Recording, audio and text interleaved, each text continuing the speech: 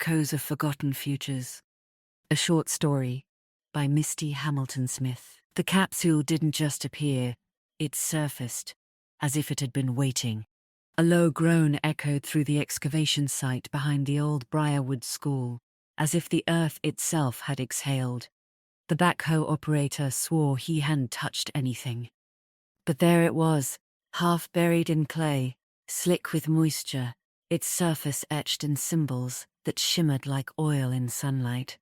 Maribel Knox stood at the edge of the pit, clipboard forgotten at her side.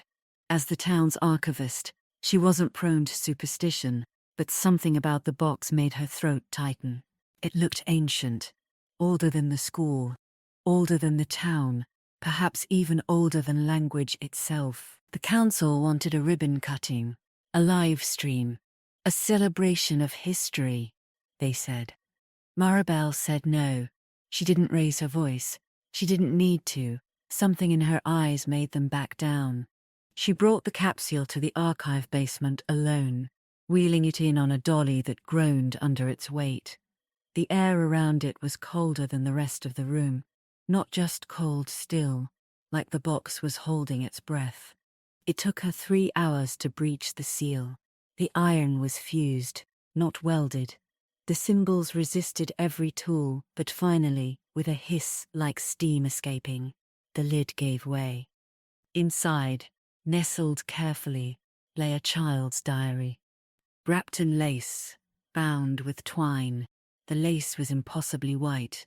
The twine looked freshly tied. The pages were yellowed, but the ink bled at the edges, as if it had just been written.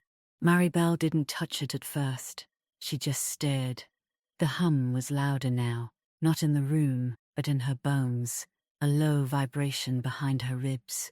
She reached out, and the moment her fingers brushed the cover, the lights dimmed. She opened to the first page. Miss Lillian says, "The future is a place we can visit, if we listen hard enough.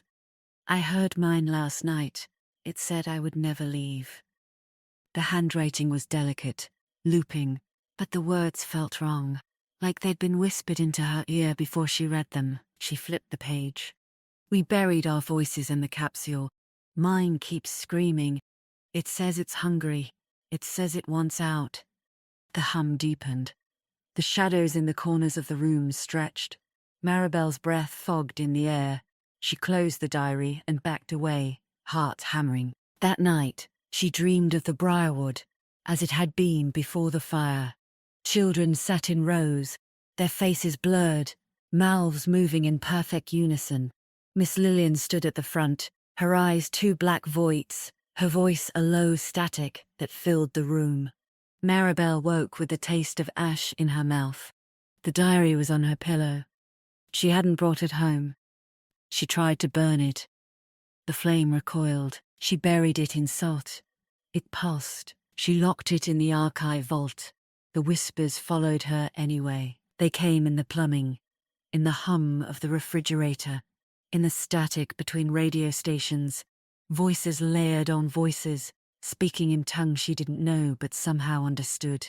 She stopped sleeping and speaking, instead spending her time drawing the symbols on her walls, her arms, even the inside of her eyelids when she closed her eyes. The council called her in for a wellness check. She didn't show. The footage from the archive basement showed her standing over the capsule, whispering into it. The hum rose, the symbols glowed, and then, frame by frame, she blurred, like a signal losing strength. The capsule sealed itself. The diary vanished. The archive was closed for renovations.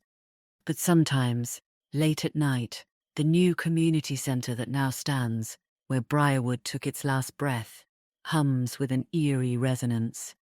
Children claim to hear voices in the walls, and in the foundation, etched into the stone, the symbols have begun to reappear, faint, pulsing, and waiting.